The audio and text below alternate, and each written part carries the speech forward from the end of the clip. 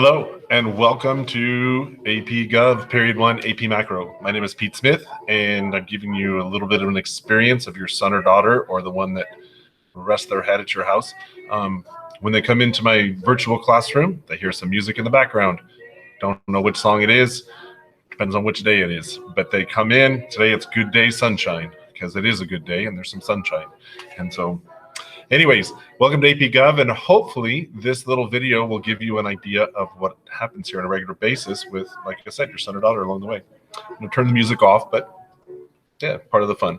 All right, so my name is Pete Smith. I'm one of the older ones on campus. I'm one of the ones that's been here a while, taught at continuation school, got my career up there, subbed other stuff, and some of you watching this video, I may have worked with you back in the day. That's just part of the way it goes with age and time and living in a small town. So, but thank you for entrusting your son or daughter or the one you love to my care during this time. I like what I do. It's fun. And as long as I'm still able to do it, I'll keep doing it. They keep inviting me back, so it works. In any case, so that's it. You're in AP Gov, and this will turn into AP Macro in the spring. So this first semester, it's all AP Gov. I'm preparing the students for the AP test, and then I'll turn the corner in January and start teaching them to how to prepare for the AP Macro test.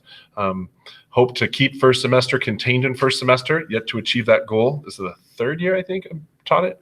But I'm getting more and more comfortable with the curriculum and where to kind of cut edges and go faster and move along. So that's a big part of what this class is, to learn about the political systems, to learn about CNN and Fox, the two competing news stations for the two competing voices to try to direct our country. And there's other voices out there too, to have them understand what politics are. My goal is to try to stay center of the road. Of course, we all have our opinions, but my goal is to try to stay the center of the road and be neutral. And as I share a topic on one side, to then share a topic on the other side and let students decide. They have a brain. Let them decide for themselves where they land in this political world. There are 9 documents of our founding country, and there are 15 Supreme Court cases which give a great clarity to the guidance of our country, and the students will be accountable to those on the AP test, and that's where our main focus is to teach those documents and use them as vehicles to understand the rest of Gov. This is an election year. You know that. We all know that. And we will do a project that's geared towards the elections. There's a whole lot of stuff that I do that if we come back, even in a hybrid situation, I could do. And we'll just wait and see how things go. We're doing what we can from afar. Everybody wants to be back at school, but we're not. So we're just dealing with the situation the best we can. My whole career has been spent trying to make lessons interesting, engaging, fun, interactive, and can't do any of that. And so I'm kind of reinventing the wheel.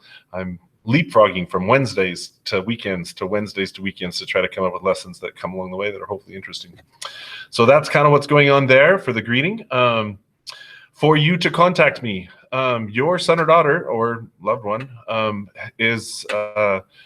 they have a Google Classroom account, and that's where you can that's the platform I use to deliver information. So if you get access, which you can have access, just ask me or email me somehow. I can invite you. Some of you already get access to the Google Classroom. It says invite parents.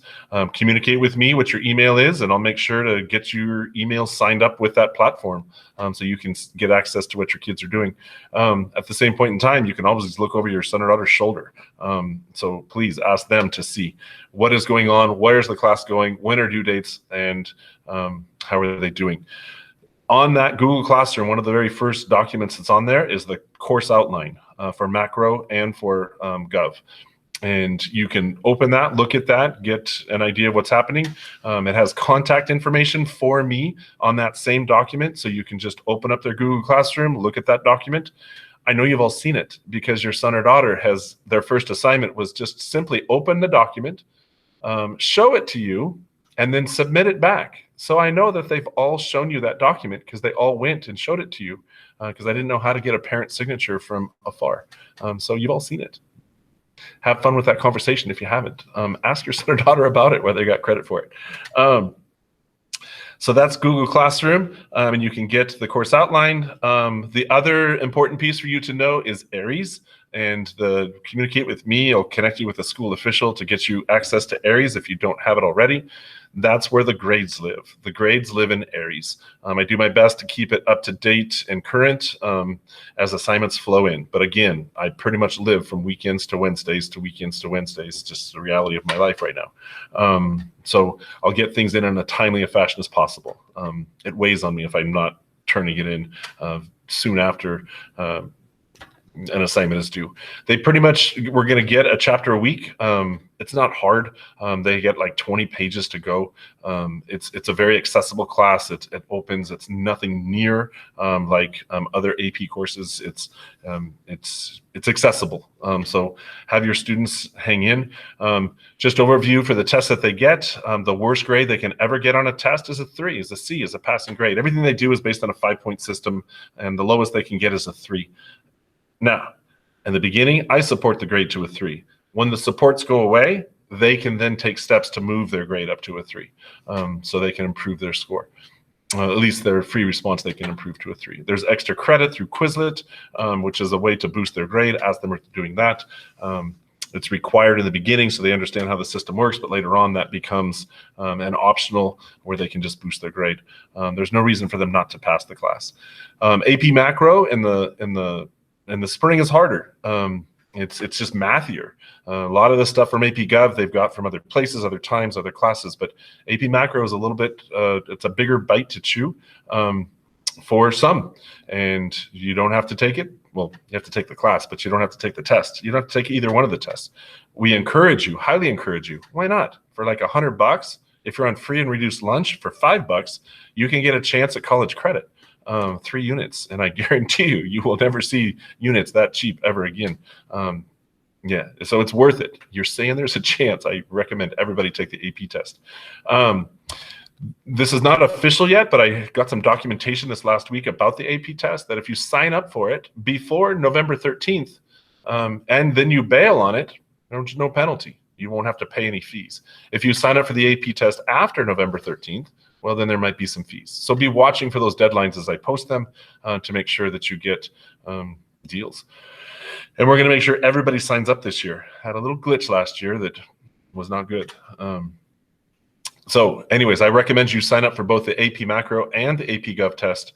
Just don't put on any money yet and pull out at the end, and they shouldn't charge you. And so that should be good. Each one of your students, please be sure that they're in the My AP classroom, which is on the Google Doc, is the link for it. I will be checking that to make sure everybody's in. That's where you can get communications from the College Board, deadlines. They already have a presence. They just need to add the class code. Again, everything lives on Google Docs.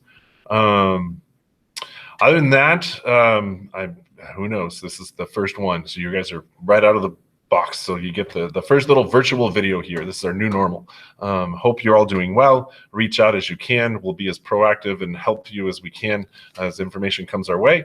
But welcome to virtual learning. I hope to see your son or daughter in person, just not quite yet. God bless, and thank you for your time. Bye-bye.